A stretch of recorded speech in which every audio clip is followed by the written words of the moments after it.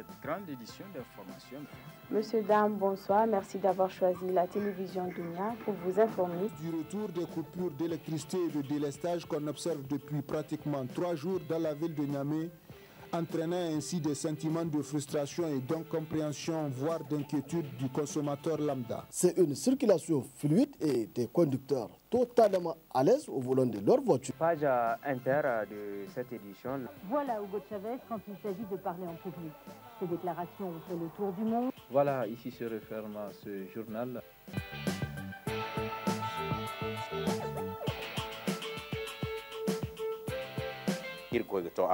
Wayne da manti kala harino kan da bore na bongo sibanda masu kallon da sauraron mu barkanmu da yau.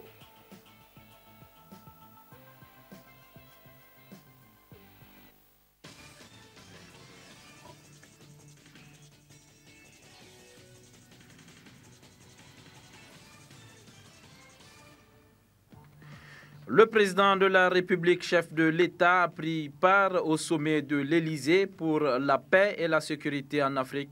Un sommet qui va définir des engagements dans les perspectives de l'agenda international.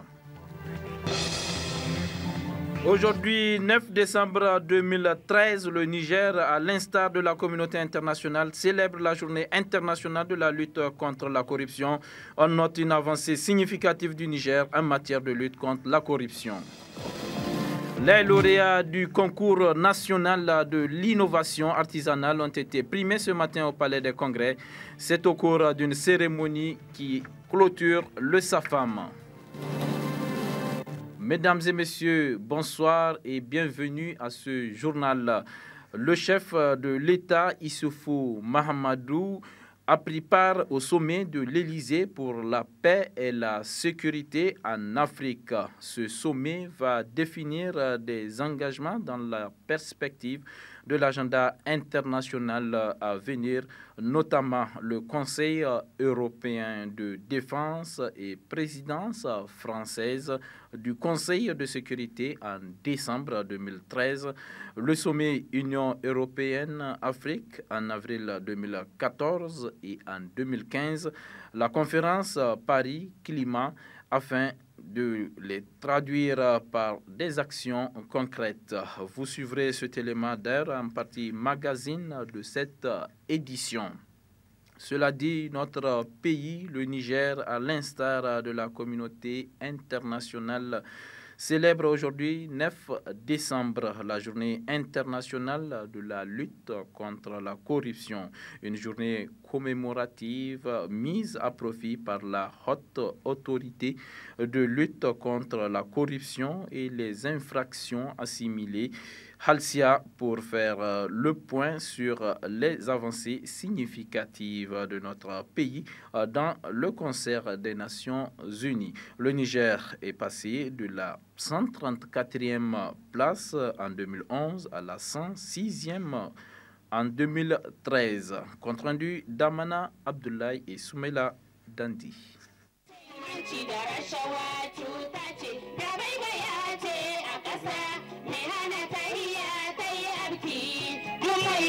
Commémorer tous les 9 décembre de chaque année, et ce depuis 2008, la journée internationale de lutte contre la corruption est au cœur de cette cérémonie initiée par la haute autorité de lutte contre la corruption et les infractions assimilées, Halsia, créée pour restaurer le monopole fiscal de l'État en éradiquant les fraudes et rechercher l'efficacité de la dépense publique en empêchant les détournements des deniers publics. Cette journée commémorative est mise à profit par la Halsia pour faire le point sur les efforts consentis par l'État du Niger à travers sa structure. Des efforts de lutte contre la corruption qui a valu à notre pays d'engranger 7 places, passant ainsi de la 113e en 2012 à la 106e place sur 177 pays au classement de l'indice de perception de la corruption réalisé par Transparency International. Pour la chargée d'affaires du Danemark, pays classé premier parmi les pays les moins corrompus au monde, les efforts du Niger sont à saluer. Les progrès enregistrés par le Niger ces dernières années sont, au moins en partie, à mettre à l'actif de la Halsia, au bon soin de laquelle nous nous retrouvons ici aujourd'hui. Mais la corruption reste un défi sérieux pour le Niger. car elle décourage le développement des affaires et les investissements et pose des risques et menaces sécuritaires directes, attaquant ainsi la fondation même de l'État. S'imposant comme un impératif, la lutte contre la corruption est un préalable à tout combat pour le développement. Un combat qui semble quelque peu pénible, complexe et exaltant dès lors qu'il s'agit de la reconstruction de la morale et des valeurs qui sous-tendent la justice et l'équité dans une société. Portant sur un phénomène social généralisé, la corruption, cette pandémie qui, pour paraphraser en même temps Théophile Gautier et Honoré de Balzac, présente des traits inexplicables même pour les âmes les plus honnêtes. Même les belles âmes qui arrivent difficiles à croire au mal, à l'ingratitude. Il leur faut de rudes leçons avant de reconnaître l'étendue de la corruption humaine. Même ces âmes se doivent de nos jours de reconnaître la généralisation du phénomène de la corruption. Vous pouvez à cet égard compter sur le réseau parlementaire de lutte contre la corruption et les infractions assimilées, qui s'engage par ma voix à accompagner toute action dans ce sens et participer aux actions de sensibilisation qui s'imposent dans ce combat noble. Les missions assignées à la Halcia à travers les textes qu'il a créés portent surtout sur la prévention de la corruption. Ainsi, au cours de cette année, les investigations de la Halcia ont porté sur plusieurs affaires ayant trait au domaine suivant. Fraude dans les examens et concours, favoritisme dans les marchés et corruption, concussion dans les marchés publics, détournement de deniers publics, fraude dans les opérations douanières.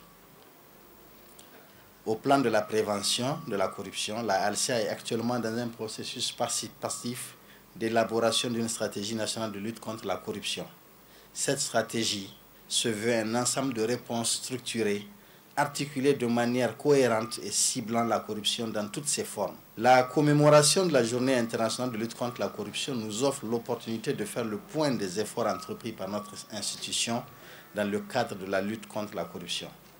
La Journée internationale de lutte contre la corruption est, selon l'appel du secrétaire général des Nations Unies, M. Ban Ki-moon, une journée où chacun de nous doit œuvrer en vue d'un avenir viable où la corruption sera démasquée et rejetée, où l'intégrité et les espoirs de millions de personnes deviendront réalité. En réponse aux doléances de la chargée d'affaires de la coopération danoise au Niger et du président de la Halcia, le Premier ministre Brigitte Raffini en appelle au sens de responsabilité de chaque citoyen. Au Niger, nous savons qu'il s'agit là d'une réalité que nous voulons véritablement combattre. C'est ainsi que nous nous retrouvons aujourd'hui au siège de la Halcia, cet instrument qui a été mis en place en 2011 et qui est en train de faire ses preuves. Nous félicitons véritablement l'équipe de la Halcia pour les efforts réalisés depuis, même si nous savons qu'il y a beaucoup d'obstacles qui font que les efforts sont encore en deçà de nos attentes. Un sketch et une chanson retraçant les dangers que la corruption constitue pour une société a égayé le public. Créé le 19 juillet 2011, le train de l'anticorruption poursuit ainsi sa longue marche jalonnée d'embûches, de déceptions et de peines. Des mots qui sont atténués par l'espoir de voir renaître un Niger émergent, ainsi que le permet de le croire l'indice de perception de la corruption de 2013 où le Niger est classé 106e sur 177 alors qu'il était 134e en 2011. La Halcia, moteur du développement au Niger. Cérémonie de remise de prix aux lauréats du concours national de l'innovation artisanale, un concours qui vise à primer les artisans talentueux et qui marque la clôture de la 8e édition du Salon international de l'artisanat pour la femme SAFEM. Compte rendu, Mariama Soumana et Sambo Zamon. Susciter la créativité et l'innovation dans le secteur de l'artisanat pour mieux répondre aux besoins du monde moderne, voilà l'objectif que vise le ministère du Tourisme et de l'Artisanat à travers ce concours national de l'innovation dénommé Innov Act. Une compétition qui permet de détecter les talents pour les accompagner en vue de les rendre plus compétitifs. Cette cérémonie à laquelle prennent part plusieurs personnalités, notamment le Premier ministre Brigitte Raffini, la marraine de la 8e édition du SAFEM, ainsi que plusieurs membres du gouvernement consacrent la remise des prix aux lauréats de ce jour. Une manière pour les autorités actuelles de promouvoir le secteur de l'artisanat. Innovact est né de la volonté du président parce que c'est son vœu de voir un renouvellement de la production au Niger. Et il nous a demandé de voir par quels moyens on va amener nos artisans à évoluer pour être des vrais PME. Et pour être des vrais PME, il faut d'abord modifier sa manière de faire et de produire les procédés de production d'abord et aussi les procédures de commercialisation. Donc c'est ça qu'on a essayé de mettre en compétition pour amener les artisans à tester d'abord leur talent, voir s'ils seront capables de répondre à cette demande du président. Et nous avons réceptionné 157 candidatures, dans lesquelles vraiment on avait la difficulté de choisir et tout était bien. À l'issue de ce concours Innovact, le premier prix composé d'un trophée en or et 3 millions de francs CFA, appelé prix de l'intelligence de la main, offert par le président de la République Issoufou Mahamadou, est décerné aux femmes artisanes de la région du Dosso. Le prix d'innovation d'un montant d'1,5 million francs CFA revient aux femmes artisanes de Zander, un prix offert par l'ambassade de France au Niger. Les exposantes de la Côte d'Ivoire s'en sortent avec le prix du meilleur stand offert par la première dame, Aïssatou Issoufou. D'autres prix ont été offerts, dont entre autres le prix spécial SAFEM et des prix d'encouragement. Les nominés s'en réjouissent et dédient leur prix au SAFEM.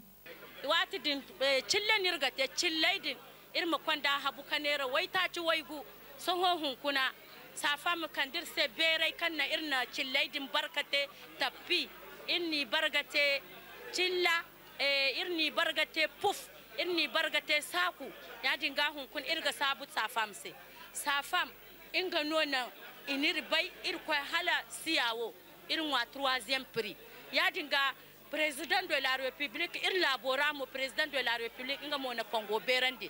La coordonnatrice du SAFAM a saisi l'occasion pour remercier les différents partenaires qui ont permis de porter haut le flambeau du SAFAM à travers le monde. Je vais commencer par l'État du Niger d'abord, parce que c'est l'État qui a mis à notre disposition les ressources nécessaires pour que nous puissions en tout cas organiser cet événement-là.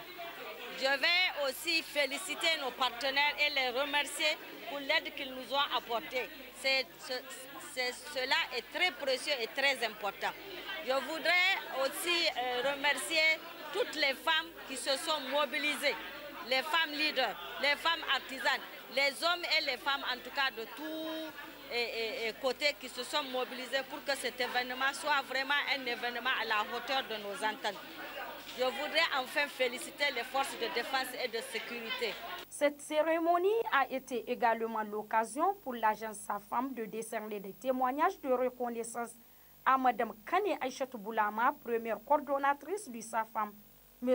Rissa Boula et bien d'autres personnalités pour leurs efforts et leur soutien à l'artisanat du Niger. C'est sur une note de satisfaction générale qu'a pris fin cette cérémonie, qui marque également la clôture de la 8e édition du Salon international de l'artisanat pour la femme, SAFAM.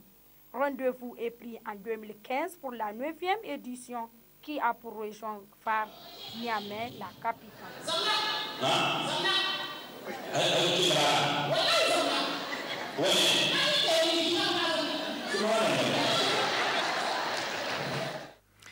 Cérémonie d'ouverture ce matin au Palais des Congrès de la réunion du Comité technique national de santé au titre de la revue annuelle conjointe 2013. Une rencontre qui s'inscrit dans le cadre de la réunion annuelle du Comité technique national de santé. C'est le ministre de la Santé publique, Mano Agali, qui a présidé la cérémonie. Détail avec la télévision Dunia. Évaluer la mise en œuvre des plans d'action annuels 2013 et amender les projets des plans d'action annuels 2014 des services de santé à tous les niveaux du système. Voilà l'objectif global de ce Conseil technique de santé. Après avoir exprimé le plaisir et l'honneur d'assister à la présente rencontre, le chef de file des partenaires techniques et financiers du cadre de concertation santé, a souligné l'importance de l'atelier.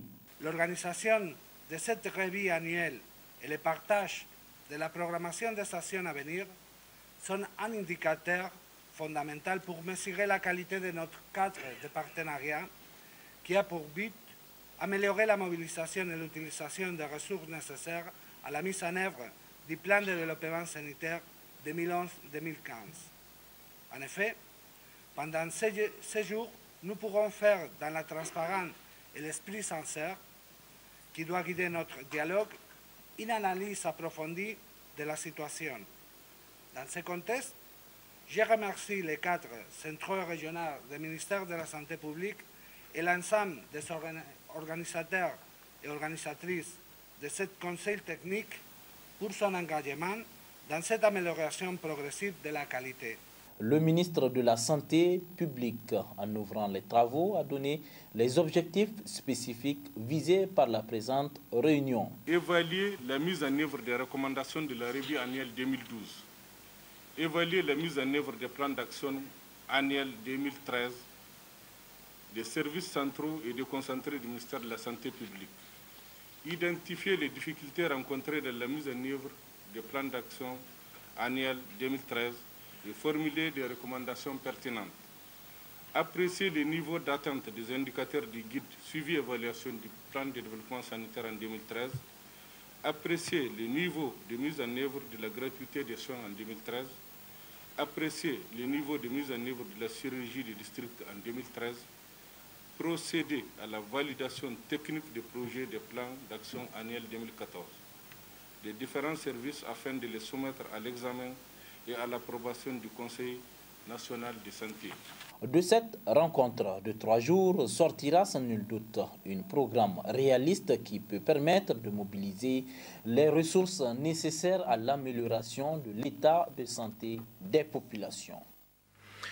Les promoteurs de chaînes de télévision privées d'Afrique ont initié cet après-midi une conférence de presse à l'hôtel Gawey de Niamey dans l'optique d'édifier le public sur la conférence des régulateurs télécoms prévue pour se tenir le 10 décembre prochain à Niamey. Plus de détails avec Seyni Mekido Jibril. Animé par le président directeur général de la chaîne de télévision Africable, Ismaïla Sidibé, cette conférence de presse a été initiée en prélude de la conférence des opérateurs de régulation télécom prévue pour se tenir le 10 décembre à Niamey. Cette conférence de presse s'est tenue en présence de plusieurs opérateurs de chaînes de télévision privées d'Afrique et des journalistes de la place. Dans son exposé, le conférencier a clairement édifié les participants sur les différents points sur lesquels se tiendra la conférence du 10 décembre, tels que l'installation de la télévision numérique terrestre. Par exemple, comme Ali, comme M. Akerebourou, sont passés au numérique terrestre. Ce qui a fait que nous avons pu, grâce à ce nouveau moyen de diffusion, avoir 60, 70 ou 80 chaînes avec le même nombre de fréquences. Même si on parle aujourd'hui beaucoup de TNT, et nous, opérateurs, nous sommes dedans depuis 10-12 ans. Donc sans faire de boucan, sans faire quoi que ce soit.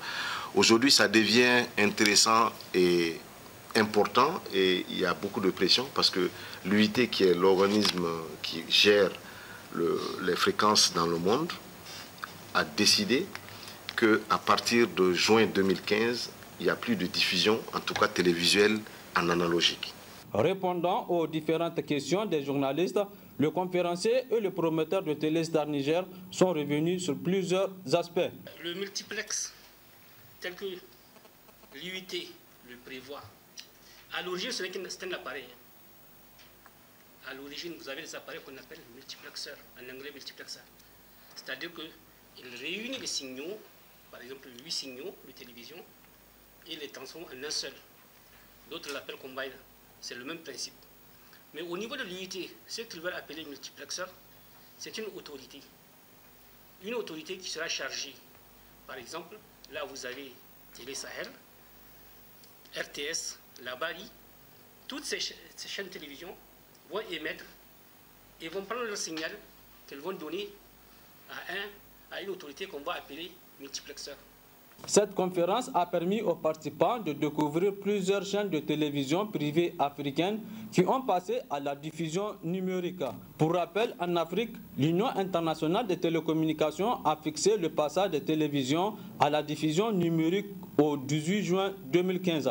À partir de cette date, l'audiovisuel africain est censé abandonner la diffusion analogique pour s'organiser autour de la nouvelle norme numérique. Ouverture ce matin dans la salle de réunion du centre culturel Imam Malik de la 4e session ordinaire du conseil de l'arrondissement communal Niamey 3 au titre de l'année 2013. Objectif, examiner le budget de l'arrondissement communal. Compte rendu Aïssa Ibrahim et Ibrahim Idé. L'ordre du jour de la 4e session ordinaire du Conseil porte essentiellement sur l'examen du budget de l'arrondissement communal pour l'exercice à venir. De par le statut de l'entité, les actions d'investissement relèvent de la compétence de la ville. Les opérateurs programmés par l'arrondissement communal sont pour un montant de 5 305 286 199 000 francs CFA. Le budget de fonctionnement dépend de la dotation globale allouée par la ville de Niamey. Cette dotation globale passe de 268 760 738 000 francs CFA en 2013 à 339 678 944 000 francs CFA en 2014, soit une augmentation de 20,87%. Cette augmentation conséquemment observée dans les dépenses d'ores et déjà. Cette année, notre arrondissement a eu l'affectation de 88 classes paillotes et toutes ces classes paillotes ont été réalisées. Au nom du conseil de l'arrondissement communal, nous avons aussi doté cette année l'inspection de 125 tables bancs afin d'accompagner le gouvernement dans ses actions d'amélioration des conditions de travail des élèves et étudiants. Était présent à l'ouverture de cette 4e session ordinaire du Conseil de l'arrondissement communal Niamey 3, le nouveau président du Conseil de ville de Niamey élu le 11 novembre dernier. Mes objectifs à court terme, c'est bien sûr l'enlèvement, la collecte, le transport des déchets solides qui sont en train d'envahir toute la ville, comme chacun a pu le constater. Le deuxième objectif à court terme, c'est l'amélioration de l'éclairage public dans nos rues pour des raisons évidentes de sécurité. Je crois que par nos propres efforts, nous allons travailler dans un premier temps pour essayer d'inverser la tendance comme je l'avais déjà annoncé.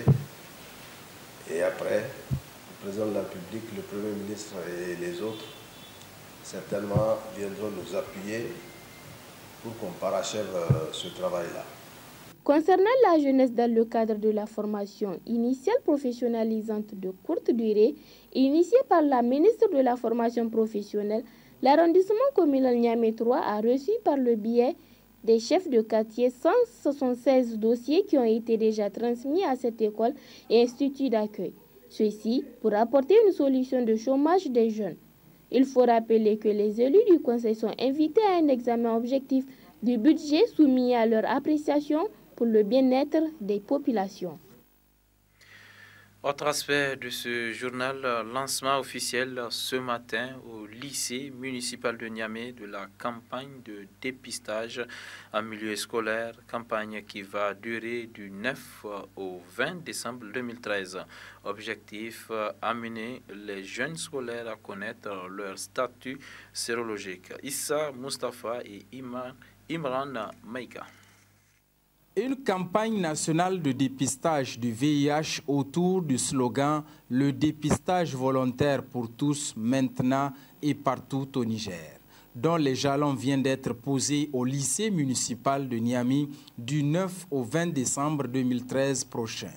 Afin que nos jeunes scolaires puissent prendre conscience de la nécessité de connaître son statut sérologique, une campagne organisée par la coordination intersectorielle de lutte contre le sida avec le financement de l'OMS, le mot de bienvenue est venu de la part du club anti-sida de l'établissement. Le club anti-sida du lycée municipal, qui a jour aujourd'hui plus de 10 ans d'existence, a depuis lors intégré dans son agenda cette journée qui commémore chaque année avec toute l'instance chargée de coordonner ses activités, à l'occurrence avec la coordination nationale de ces dénombrements. En Afrique subsaharienne, seulement 10% des jeunes hommes et 15% des jeunes femmes connaissent leur statut. Dans le monde, 104 000 adolescents sont morts du sida en 2012. Il faut donc agir. Cette année, le slogan pour la journée mondiale de la lutte contre le sida, c'est le dépistage partout et pour tout, dans tous les Niger.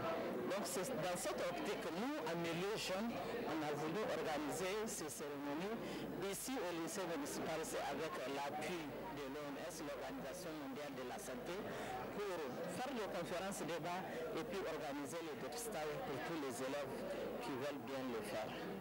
En tout cas, les impressions sont très bonnes. D'abord, nous avons trouvé une équipe très organisée. Ils ont déjà un club de la lutte contre le sida qui est déjà sur pied et qui est vraiment en dehors de notre appui.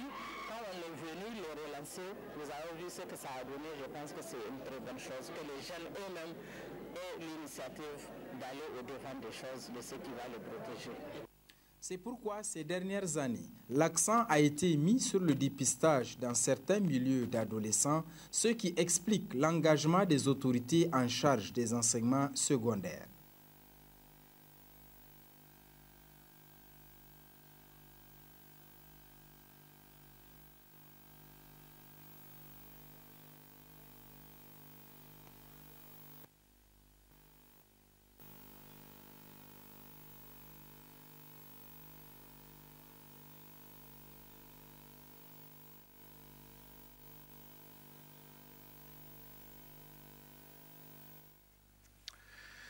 Le président de la Fédération nigérienne de volleyball, Issoufou Badar,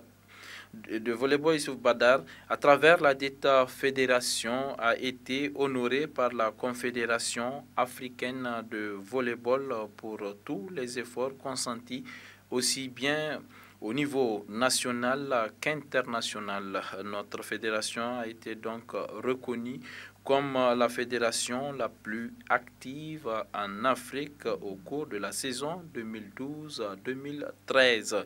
À ce titre, le président de la FENIVOLEY a été accueilli à l'aéroport international Diori Hamani de Niamey. Compte rendu d'Amana Abdoulaye Issa Hassan. C'est un accueil de grand jour qui a été réservé au président de la Fédération nigérienne de volleyball, Issoufou Badar, à sa descente d'avion par les membres de la dite fédération, du staff technique, mais aussi de plusieurs volleyeurs. Le président de la FENIVOLEY a participé au congrès ordinaire de la Confédération africaine de volleyball, où notre fédération a été distinguée et reconnue comme la fédération la plus active en Afrique durant la saison 2012-2013.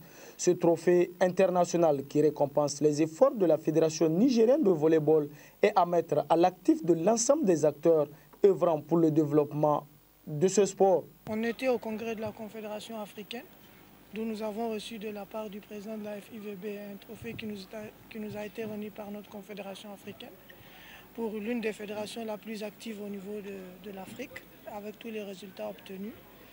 Donc c'est lui à la Confédération pour nous féliciter et pour nous encourager pour tous les efforts qu'on fait sur le plan national et sur le plan international. On a été surpris parce qu'on n'avait pas été averti, donc c'est vrai qu'on a été ému. C'est un trophée que je dédie spécialement à toute la fédération, au staff technique surtout qui fait beaucoup d'efforts et aussi à l'ensemble des joueurs et à toute la famille du volleyball nigérien. C'est par rapport au bilan des activités. Chaque année, on envoie notre bilan des activités qui est étudié par la Confédération africaine, qui a été étudié aussi par le bureau exécutif. C'est suite à ça que le board a décidé de remettre au Niger un trophée pour les féliciter et les récompenser. Je pense que nos objectifs, on les connaît, on est en train de les atteindre un à un. Et je pense qu'il reste beaucoup de travail à faire. On va s'atteler à y mettre plus d'efforts. Au bout de l'effort se trouve certainement la gloire et la Feni Volée en a fait le pari. Un pari visiblement gagné même s'il reste encore à faire. Il appartient donc désormais au ministère des Sports de soutenir la Fédération nigérienne de volleyball dans cette lancée qui honore au-delà du volleyball l'ensemble du pays. Préparation, on est toujours en attente de la décision finale de notre ministère de tutelle.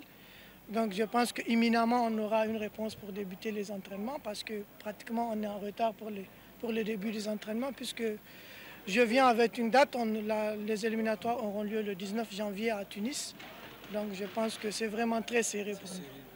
D'ores et déjà, notre équipe nationale de volleyball, après son sacre en phase sous-zonale et zonale, se prépare pour les éliminatoires africains de la Coupe du Monde 2014. Des éliminatoires qui débuteront le 16 janvier prochain à Tunis. Tous donc autour de nos ambassadeurs pour décrocher le ticket qualificatif pour la Coupe du Monde. La commune urbaine d'Agué est confrontée à un sérieux problème d'incivisme fiscal, une situation qui engendre un manque à gagner qui influe négativement sur la construction d'infrastructures publiques dans la ville. C'est un reportage signé Aoussi Abdraman. Distante de 60 km de la ville de Maradi, la commune urbaine d'Agué est une zone agro-pastorale par essence. Le devoir de s'acquitter des impôts et autres taxes relevant de la fiscalité est un acte civique et patriotique que tout citoyen doit remplir et surtout quand on sait que ce simple geste a un impact positif énorme sur le changement de nos conditions de vie. Les autorités de la commune urbaine d'Agué appellent à un changement de mentalité de la population car leur souci majeur est de mieux faire et de laisser l'insigne de leur passage. L'incivisme fiscal aujourd'hui, il n'est même pas communal, il est nigérien. Puisque si je dis il est communal, quelque part, on sait qu'on le dit. Mais c'est toute la nation nigérienne. On doit s'impliquer pour aller un peu en avant. Depuis notre arrivée, nous nous sommes attelés pour sensibiliser, montrer que cette communauté-là, si vous ne donnez pas, nous qui allons partir vers le partenaire demander, qu'est-ce que nous allons lui dire nous? Vraiment, chaque année, on a de la peine pour mobiliser les différentes taxes. Je vous donne un exemple. J'ai eu 3 blocs de 3 classes au niveau du PAC 2. Donc le PAC 2, il s'est acquitté. Ils nous ont donné les 90%. C'est dans les 86 millions et quelques. Ils ont versé leur part. Mais la part communale, jusqu'à présent, on n'a pas pu verser. Pourquoi? Parce que nos communautés, jusqu'à présent, n'ont pas compris. Mais ils vont comprendre. Puisque, obligatoirement, il faut d'abord qu'on leur montre l'enjeu. Le deuxième vice-maire appelle la population à œuvrer pour convaincre les bailleurs à une collaboration plus soutenue. L'impôt est un devoir. Le bon citoyen, c'est celui qui paye les impôts.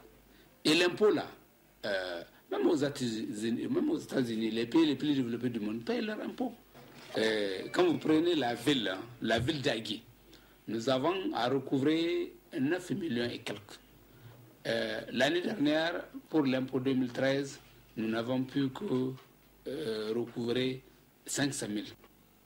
La contribution de tout citoyen au bien-être de sa nation est un devoir moral et un objectif majeur de notre existence. Cette règle ne confirme-t-elle pas la pensée d'une célèbre personnalité américaine qui dit qu'avant de se demander ce que mon État doit me faire, je dois me dire ce que je dois faire à mon État. Inauguration de la mosquée du quartier Koufan Tawa. Cette mosquée, sollicitée par les fidèles musulmans, est l'œuvre de l'opérateur économique de la région de Tawa, Abdoulaye Hamidou Dillo, et des commerçants de la région. Compte rendu, Asman Amadou. Les autorités administratives et coutumières de la ville de Tawa sont honorées de leur présence à l'inauguration de vendredi dans le quartier Koufan Tawa.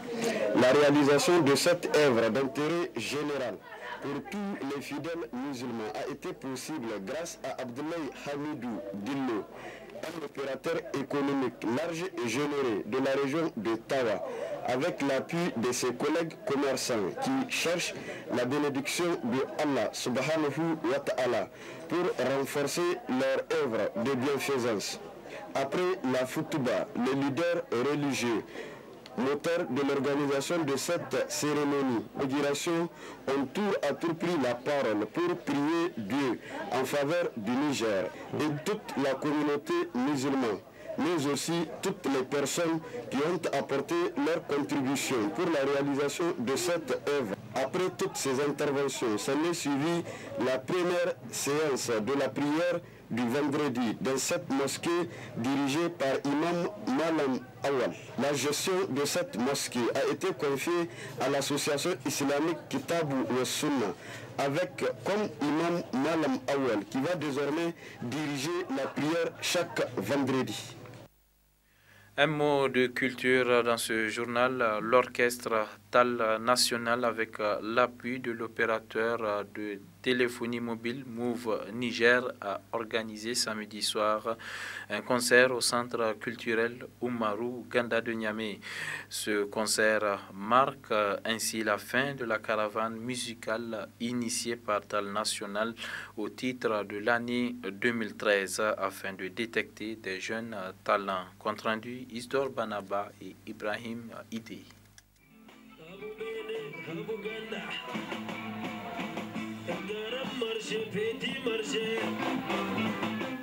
Tal National en concert live au centre culturel Oumarou Ganda pour clore la tournée de remerciements au titre de l'année 2013. Cette tournée, réalisée grâce à la bénédiction de Move Niger, avait plusieurs objectifs. Pour Move Niger, il consistait à aller dans les différentes régions du Niger pour détecter des talents dans le domaine musical, de dire merci à ses clients et surtout de faire connaître ses nouveaux produits. Quant à Tal National, l'occasion lui était offerte pour dire merci aux mélomanes nigériens. Des objectifs visiblement atteints. J'ai vraiment des sentiments de fierté qui m'animent encore une fois de plus, parce que vous avez vu comment le CCOG est aussi rempli.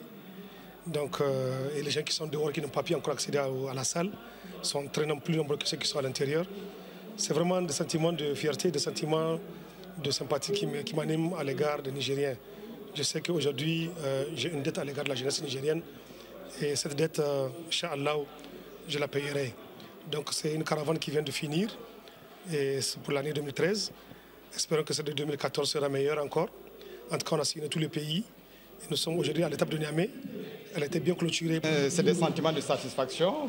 Alors, ce qui s'est passé exactement lorsque, depuis le mois d'août, nous avons entamé cette tournée, c'était donc de promouvoir, non seulement de promouvoir la culture, mais de promouvoir également les jeunes talents qui sont cachés. Vous l'avez remarqué, nous avons associé à cette manifestation un concours de karaoké.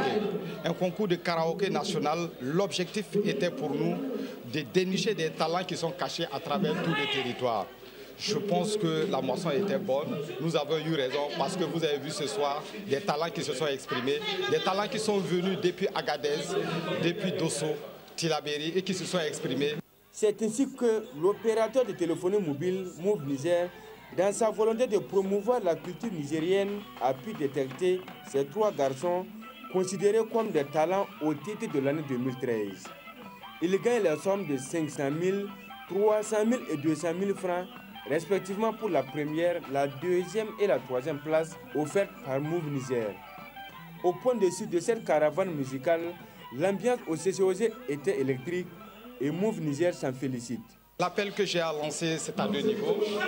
Donc à l'ensemble de la population de continuer à soutenir donc, la culture nigérienne, comme Move Niger l'a fait, mais surtout à l'endroit de nos clients. Pour leur dire que Move Niger, au cours de l'année 2013, leur remercie pour la confiance que l'ensemble de ces clients ont apporté à Move Niger en acceptant de rester sur notre réseau. On voudrait leur dire que 2014, qui n'est pas encore loin, donc vient encore avec de nombreuses surprises. Ceux qui ne sont pas clients, je voudrais les inviter à rejoindre la famille Move Niger. Ce n'est donc fini pour la caravane musicale au titre de l'année 2013.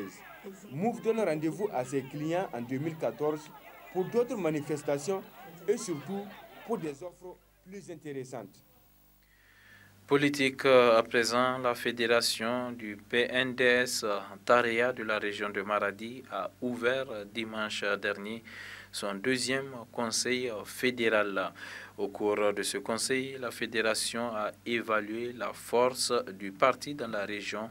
Elle a également apporté son soutien aux autorités de la 7e République. Compte rendu, Alzouma Seni Soumaïla. Le décor était totalement taréa, l'ambiance également rose à cette cérémonie qui marque l'ouverture du deuxième conseil fédéral du PNDS Taréa de Maradi. Un deuxième conseil fédéral qui a regroupé les responsables des différentes structures du PNDS Taréa et qui se déroule à la veille du 6e congrès du parti, a indiqué le président de la fédération qui a ouvert le conseil sous les signes de soutien aux actions du président de la République. Après le mot du représentant de la mouvance pour la renaissance du Niger, le coordinateur régional du PNDS Taréa a situé les enjeux de ce conseil. La fédération PNDS Taréa de Maradi tient aujourd'hui son deuxième conseil fédéral pour l'année 2013. C'est en soi une belle prouesse, car malgré l'effervescence politique qui a caractérisé le deuxième semestre 2013, vous avez su de la sorte respecter les dispositions des statuts du parti. Le comité exécutif national vous invite à mener vos débats avec réalisme et modération et à préserver la cohésion indispensable à l'élargissement et au renforcement de la base du parti. À cet égard, le comité exécutif national vous félicite pour les succès éclatants déjà enregistrés dans vos activités d'élargissement de la base du parti. Un conseil régional au cours duquel une déclaration de soutien aux autorités de la 7e République a été rendue publique. Considérant la réalisation des multiples actions de développement dans la région de Maradi, notamment dans le domaine sanitaire, équipement et extension des hôpitaux du district, réhabilitation de 7 formations sanitaires, transformation et construction de 9 centres de santé intégrés, mise à la disposition de la Direction régionale de la santé publique de 56 médecins, dont 36 dans les centres ruraux de santé et 214 agents de santé. À cela s'ajoute le processus engagé pour la construction d'un hôpital moderne à Maradi. Dans le domaine de l'agriculture, mise en place de 1500 tonnes de semences et 7000 tonnes d'engrais au profit des producteurs. Dans le domaine de l'élevage, mise en place au profit des éleveurs de 3500 tonnes d'aliments bétail, reconstruction du cheptel à hauteur de 21 500 têtes de petits ruminants. Dans le domaine de l'hydraulique, réalisation de 115 puits villageois cimentés, réalisation de 211 forages équipés de motricité humaine et la réhabilitation de 200 points d'eau. Dans le domaine de l'environnement, récupération de 15 000 hectares de terres dégradées. Dans le domaine de l'éducation, construction de 936 classes en matériaux définitifs. Dans le domaine des infrastructures, la reconstruction du marché central de Maradi, le démarrage des travaux de bitumage et d'aménagement de la route Maradi-Madaronfa, frontière Nigeria, Jibia-Gourgombori. Réhabilitation du tronçon de la route Mada-Gidarumbi. La réalisation des études techniques pour le bitumage de la route Tchadwa-Mei-Kanambakaché-Tessawa. Et l'installation de la fibre optique qui traverse toute notre région. Dans le domaine économique et commercial, délivrance de permis de recherche de l'or dans le département de Madaronfa.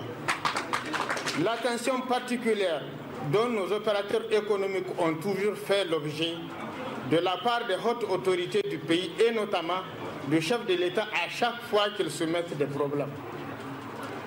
2. Considérant l'élaboration et l'approbation du plan de développement économique et social PDS, qui a reçu l'adhésion de la population nigérienne et les bailleurs de fonds à travers le bouclage de son financement. 3. Considérant l'engagement et l'implication personnelle du président de la République dans les prises de décisions ayant abouti à des résultats très satisfaisants dans le domaine suivant. La libération du Nord Mali, la formation du gouvernement d'union nationale, la libération des 4 otages français, la décision du gouvernement de solliciter et obtenir la confiance du Parlement à travers le vote de la motion de confiance ayant obtenu une large majorité des députés. Nous, militantes et militants du PNDS Tarea de Maradi, réunis en Conseil fédéral ce jour dimanche 8 décembre 2013, renouvelons notre soutien indéfectible au président de la République, son Excellence Elhadji Issoufou Mahamadou, et à son gouvernement, et les encourageons à poursuivre la mise en œuvre des programmes et projets retenus dans le PDS. Prions Allah, le Tout-Puissant, pour qu'il garantisse la paix et la sécurité dans notre pays. Ce conseil régional du PNDS Tarea, qui a réuni les dirigeants du parti de la zone de Maradi, va évaluer la situation du parti de la région de Maradi et définir les futurs plans d'action pour une meilleure implantation du... Comme annoncé, la partie magazine de ce journal, le sommet de l'Élysée pour la paix et la sécurité en Afrique s'est tenu à Paris les 6 et 7 décembre 2013. Les travaux de ce sommet ont porté sur la paix et la sécurité en Afrique, le partenariat économique et le développement, ainsi que sur le changement climatique. D'autres précisions dans ce commentaire signé Rachida Altini. Très bonne réception et au revoir.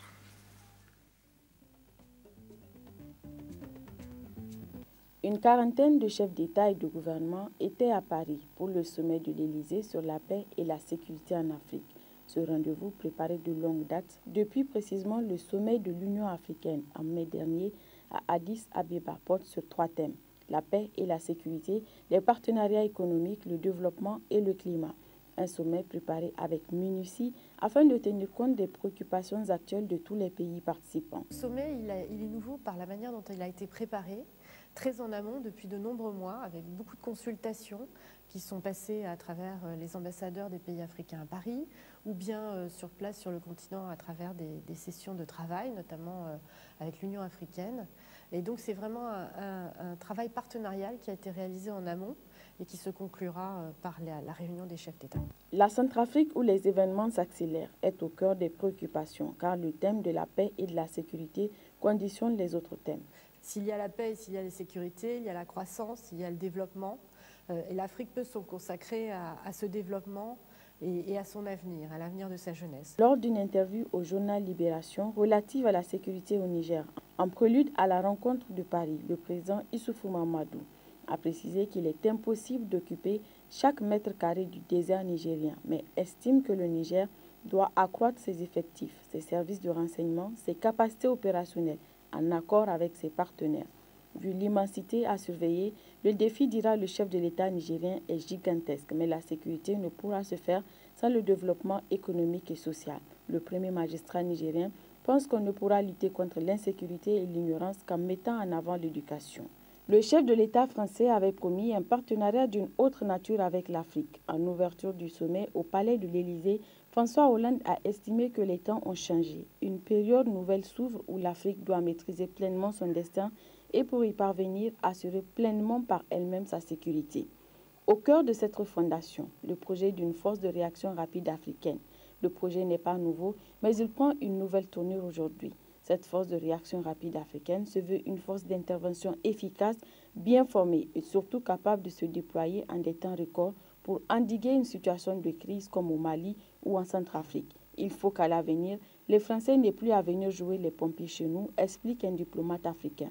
L'Afrique veut ainsi se doter d'outils nouveaux afin d'agir rapidement par rapport à... Aujourd'hui, l'Afrique essaye de se doter d'outils nouveaux, par exemple, pour pouvoir réagir très rapidement par rapport à une crise. Et là, la France peut l'aider en détachant des conseillers, en lui permettant de mettre en place un état-major projetable ou d'autres initiatives à examiner ensemble, soit avec les organisations africaines qui portent ces idées-là, comme l'Union africaine, ou soit avec les États qui composeront ces forces africaines. C'est la responsabilité des Africains de maîtriser aujourd'hui leur sécurité, a martelé le président François Hollande. Mais la France est prête à apporter son concours, prête à former, à équiper et à apporter du renseignement aux armées africaines. Le président français annonce que la France est disponible, avec l'accord des chefs d'État africains, à entraîner 20 000 soldats africains par an et à mettre à la disposition de l'Union africaine son savoir-faire militaire et technologique. Ce concept, longtemps regardé comme une chimère, pourrait bientôt voir le jour. Jean-Yves Le Drian, ministre français de la Défense, donne une échéance, 2015. Reste le nerf de la guerre, l'argent. Pour cela, le président français appelle l'Europe à se montrer solidaire et responsable dans ce projet. La sécurité, c'est aussi le développement. Le président français a rappelé également qu'il avait décidé de consacrer 20 milliards d'euros sur les 5 prochaines années, sous forme de dons et prêts. Mais l'objectif de la France, a précisé François Hollande, est de doubler ses échanges commerciaux avec le continent. L'Afrique est un continent qui émerge et s'intègre pleinement dans la mondialisation, a estimé le secrétaire général du sommet de l'Élysée pour la paix et la sécurité en Afrique. Il est donc important de trouver un nouveau modèle de partenariat entre la France et les pays africains, comme l'a estimé le président du Niger, Issoufou Mahamadou. À court terme, peut-être les États africains ne sont pas prêts à faire face aux menaces auxquelles ils sont exposés. On l'a vu déjà pour le cas du Mali. On vient de parler de la Centrafrique. En attendant que les États africains soient prêts pour faire face à ces menaces, pour assurer leur sécurité, il faut bien que quelqu'un puisse arrive à le faire. Et si la France le fait, je pense que c'est tant mieux. Mais cela ne doit pas amener les Africains à rester les bras croisés. Les Africains doivent prendre des dispositions pour prendre en charge leur sécurité, pour créer les conditions pour que leurs États soient capables de protéger leurs frontières et de protéger les personnes et les biens à l'intérieur de leur territoire. Mais vous savez aussi que ce qui se passe aujourd'hui en Afrique est la conséquence d'un désengagement à un certain moment des États du secteur de la sécurité. Vous vous rappelez, il fut un temps où les institutions financières internationales comme la Banque mondiale et le FMI demandaient à nos États de réduire leur budget de défense, leur budget de sécurité. Et je pense que cela n'est pas sans conséquence sur ce qui se passe aujourd'hui en Afrique. Aujourd'hui, tout le monde est conscient du fait qu'il faut investir dans la sécurité, parce que sans la sécurité, rien n'est possible, et en particulier sans la sécurité, à part le développement. La situation en Centrafrique et Nelson Mandela donnent à cette rencontre une tonalité particulière. La première journée a été marquée par les hommages à Nelson Mandela, disparu jeudi soir. C'est un sommet exceptionnel. J'appelle donc à une alliance exceptionnelle entre l'Afrique et l'Europe au service de la paix, a déclaré François Hollande. Tous les dirigeants présents se sont ensuite levés pour observer une minute de silence sous le haut patronage de Nelson Mandela, parrain malgré lui de ce sommet pour la paix et la sécurité. François Hollande a pris le temps nécessaire pour évoquer la mémoire de Madiba devant ses pairs africains. Mandela, c'était un exemple, a dit le président français. Un exemple de résistance face à l'oppression, de dignité face à l'injustice, de pardon face à la haine, de lucidité face aux dérives du pouvoir. Mandela a changé bien plus que l'Afrique du Sud. Il a accéléré le cours du monde, a rappelé François Hollande. Le président français s'est même éclipsé devant celui qu'il a qualifié de héros en lui laissant une place d'honneur à ce sommet. C'est Mandela qui dirige les travaux de cette réunion, a-t-il tout simplement conclu. L'hommage à l'icône de la lutte anti-apartheid s'est poursuivi avec les mots de deux personnalités sud-africaines, la ministre des Affaires étrangères et la présidente de la Commission de l'Union africaine, Nkosazana Dlamini Zuma. Dans un message adressé à son homologue sud-africain Jacob Zuma, le président du Niger a indiqué que l'Afrique subit une grosse perte. Le changement climatique fut également au cœur du sommet de l'Élysée, alors que sa contribution à l'augmentation des émissions de gaz à effet de serre est minime. L'Afrique risque bien d'être le continent le plus gravement touché par les effets du changement climatique. Elle a donc besoin de ressources importantes en plus de celles consacrées au développement pour se préparer aux conséquences inévitables de celui-ci. L'Afrique est première victime des effets des changements climatiques. La France va accueillir en 2015 la grande conférence mondiale sur le changement climatique qui doit aboutir à un accord beaucoup plus audacieux, beaucoup plus engageant en faveur de la lutte contre le changement climatique. Les Français et les Africains sont d'accord sur les objectifs, avoir des mesures contraignantes pour permettre de limiter le réchauffement climatique à moins de 2 degrés d'ici 2050. Il y a des questions importantes qui sont des questions de financement qui doivent être résolues. De ce côté-là, les Africains souhaitent que les pays africains, et ils ont raison, que soient précisés les financements qui viendront des pays développés, mais il y a aussi tout un agenda positif à développer de mesures nationales pour que chacun engage cette lutte contre le réchauffement. À l'issue du sommet, les chefs d'État et de gouvernement ont réaffirmé leur attachement à la sécurité collective sur le continent africain et leur engagement à favoriser la paix et promouvoir les droits de l'homme en conformité avec les buts et principes de la Charte des Nations Unies et de l'acte constitutif de l'Union africaine. Ils ont appelé de leur vœu le renforcement du dialogue stratégique entre l'Afrique et la France pour une vision commune des menaces. Ils ont affirmé que paix, sécurité et promotion et protection des droits de l'homme étaient indissociables et qu'une action rapide en cas d'atteinte grave aux droits de l'homme pouvait constituer un outil efficace dans la prévention des conflits. Ils reconnaissent la nécessité d'inclure pleinement les femmes dans les processus de décision politique et économique, notamment en mettant en place des mesures favorisant l'égal accès des femmes et des hommes aux mandats électoraux et aux fonctions électives afin que la paix et la sécurité, le développement économique et la réponse aux enjeux du changement climatique deviennent une réalité tangible. Les chefs d'État et de gouvernement ont accueilli favorablement la proposition de tenir au Mali un prochain sommet.